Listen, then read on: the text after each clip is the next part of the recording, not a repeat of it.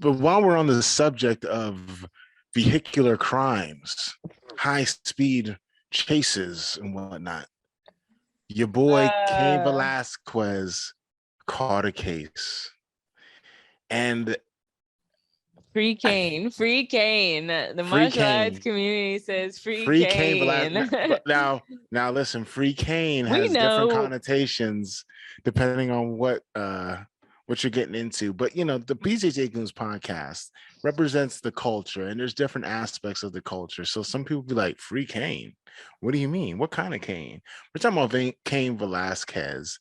And as a wrestling fan, I'm very disappointed as well because he had a lot of potential as a pro wrestler after his professional fighting career in the cage, his MMA career. And I wish that if the WWE had just kept him on, none of this would have happened, or maybe it would have happened. Overall, I'm just very disappointed in all this, and it's very sad. And it's a huge. Let's just tell the story.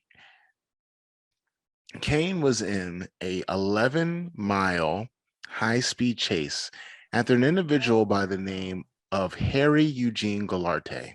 I didn't realize it was an 11-mile. And now after being hit by somebody that was going high speeds, I realized like that shit is scary. Yes. Now, Kane rammed into the truck that Harry Eugene Galarte was driving, and he shot a 40 caliber handgun multiple times into the truck. Now, with that being said, you're probably thinking Cain Velasquez is a nut job. He probably has CTE. He went full CTE rage on this fellow. Well, here's why. Harry Eugene Galarte was charged with molesting Cain Velasquez's young relative. The young relative was 10 years old and was victimized at a local daycare center, according to records, 100 times. Over 100, I think they said. Over 100. Or something like Apologize. that. We're in that ballpark, or that's Yes. And if you're wondering how Galarte got access to these children, Galarte lives in the same building as the daycare center, and Galarte's mother owns the daycare center. And it sounds crazy, but unfortunately, in cases like this, typically it's either someone that knows the child personally or someone that has access to these children that does these type of things. And it's very unfortunate. So, Cain, in my opinion, we can get into yours if you want to say yours. In my opinion, he was justified in lighting this motherfucker up. Unfortunately, Galarte wasn't the only individual in the car at the time. or was he the Galarte, individual hit? he was not the individual hit by the shots. Galarte was in the vehicle with two of his older relatives. Cain Velasquez hit Galarte's stepfather. And after this incident, Cain was arrested during a traffic stop. My analysis so far, it's a wrap for Cain. Yes, if he had hit the pedophile, he would have been in court and would have gotten a lighter sentence. Maybe they would have said jurors prudence, and he would have gotten off. Unfortunately, he hit a bystander that just so happened to be in the car. And unfortunately, I don't think even if he hit the right person, it would be hard to get off legally. If I was a juror, I would say jurors prudence. I said I mean, dismiss the like, case. But not a lot of jurors know that shit or know who Cain is. And a lot of people are like, and when they're jurors and they're thinking, I'm just gonna play it by the book. So maybe he wouldn't have gotten off, Nico, but he would have had a better chance than hitting a bystander because he could face more than 20 years in the Bing. Let me tell you some of these charges that Cain because you gotta Velasquez. assume like for him to get to like court though, that would assume that like he doesn't take like a deal because like if you killed somebody and you're outright like, so what are the chances of?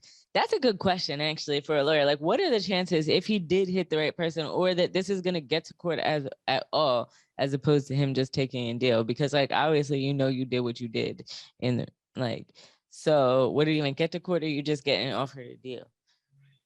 That is a good point. I didn't think about taking a deal.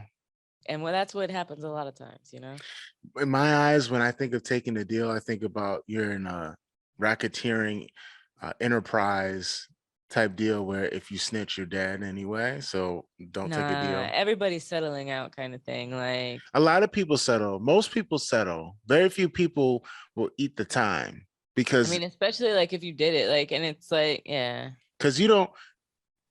If you know you're gonna have to sit down and you know you're busted, or you just know for a fact that you go into a situation like Cain did and said, "Yo, I'm gonna do this shit, and if I had to sit down, I'm gonna sit down." Taking the deal isn't a big deal because you're not really snitching on nobody. No, You you just did have it, to accept the charges and plead guilty to whatever, whatever. Yeah. yeah, and have a real good lawyer. Yeah. But let me read off some of these charges that our boy Cain is facing. Yeah. He could Let's face more than let's see what 20 we got to deal years with. for, let's talk about what he's got to deal with in no particular order. Attempted murder, shooting at an occupied motor vehicle, 3 counts of assault with a firearm, 3 counts of assault with a deadly weapon, willfully discharging a firearm from a vehicle, carrying a loaded firearm with intent to commit a felony. It looks like it's a wrap for your boy Cain. Yeah. What are your thoughts on this whole situation, Nico? Now that we have the facts that we know, according to Mark Romundi of ESPN.com, who's a very reputable mixed martial arts journalist, what do you think of the case? What do you think about the situation? How would you handle it? Are you all for free the boy Cain, free Cain, hashtag free Cain? I mean, yeah, I definitely think I support the free Cain movement. I'm definitely on that side of things. Mm-hmm. Realistically, I understand the chances of him getting out of jail. Like, I just found out, like, maybe last week that Fat Trail's back in jail.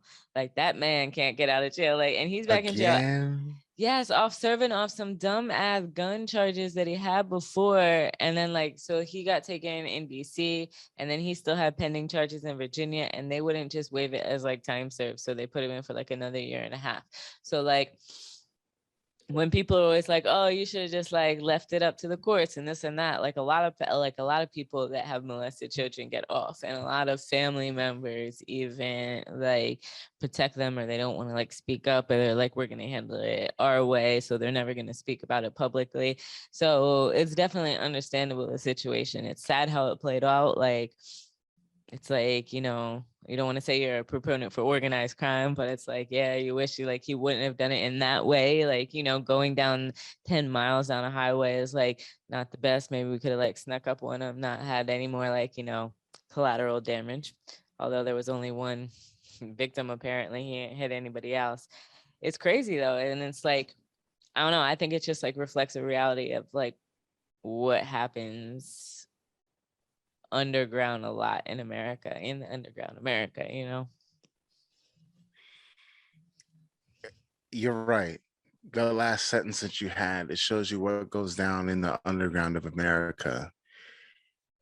And I think that most people, they pretend like that aspect of humanity doesn't exist, as far as being willing to put in work to make a point or to find justice in your own hands. And they act as though people don't really do that. But I'm of the school and I'm of the background where if someone were to do this to someone that you care about, you got to make that decision of how you're going to handle it. And 9 times out of 10, you're going to get back outside of the criminal justice system, because for people of color, most of the time it's not going to work out in our favor either way. And unfortunately, when it comes to child molestation and situations similar, these people get off a lot of the time, or they find a way to cop a deal where they can go living life as a member of society without that scarlet letter hanging over them. I'm really disappointed that this happened. First of all, I feel for the victim, for them to be victimized at a daycare center in a place where they're supposed to be safe. And it's fucked up because the way our society is, that parents can't be home with their kids, or relatives can't take care of their kids.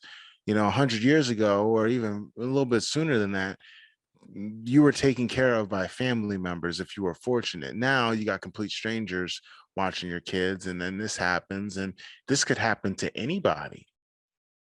This isn't just some extenuating circumstance dealing with someone, and it can't happen. It can happen to anybody. It happened to Cain Velasquez or somebody in his family, and he was left with that decision. And he made a brave move. I think it's brave for you to be willing to do that. And I feel as though it's righteous to go after someone that went after a young child. And he's a person of color. He's probably seen it 1,000 times. The justice system didn't work in his way, and he's going to take it into his own hands. And to be 100 with you, that's how we should handle people that deal with little children like this. The bad part is he wasn't smart about it. He didn't plan the shit out. It was probably just, I'm going to find this guy and I'm going to kill him. And he ended up getting somebody hit that wasn't his the intended target. And even if he does plead guilty to this crime, he would have had a way more leniency in a jury trial, I feel, if he had hit the guy that he meant to hit. Yeah. And that's why he's going to have to sit down for a long time. I'm all for freeing Cain Velasquez. He might have to serve some time for hitting somebody that was an innocent bystander. But Harry Eugene Galarte should be the one that's in the story, not Cain. He's the guy that should probably get shot, or when he goes to prison for doing that to a 10-year-old, he should be getting stabbed up in prison. Cain is the only thing Cain did wrong was that he didn't plan it out better to end this guy. But I think it's also important to like take into consideration it's like how the victim would feel about it. Because when you're talking about a 10-year-old girl and like murder, and it's like I know I can think of like two like examples, like one of like Maya Angelou, she was raped as a child and then she was mute for years and years because she felt guilty. I think they killed the guy, uncles, I don't know, but she didn't speak about it. And then like in cases with like favela law, like I have known of a situation where something happened in the favela and the option was given to the victim, and it's like, well, like we can kill the dude or we can let him go. And it's like they didn't want that on their conscience. So like They that didn't want wasn't, murdering a pedophile on their conscience. yeah, that wasn't necessarily a pedophile. It's like, you know, but still somebody that have violated. And it's like just having that on their conscience. It's like me, I would have been like gung ho, like, yeah, go ahead. But it's like, you know, so like sometimes like you got to think of like what that, like, especially if that's your relative, like the psychological effect of not only being like sexually abused, but like losing a relative because of it. And like, how does a 10-year-old process that? And like are they really going to deal with the feelings of guilt and all of that? So, you know, it's like we're all like, yeah, he should have killed him, but then like when we think about it, like how is a 10-year-old going to process those feelings of guilt that now because of an interaction with her, like a man is actually dead?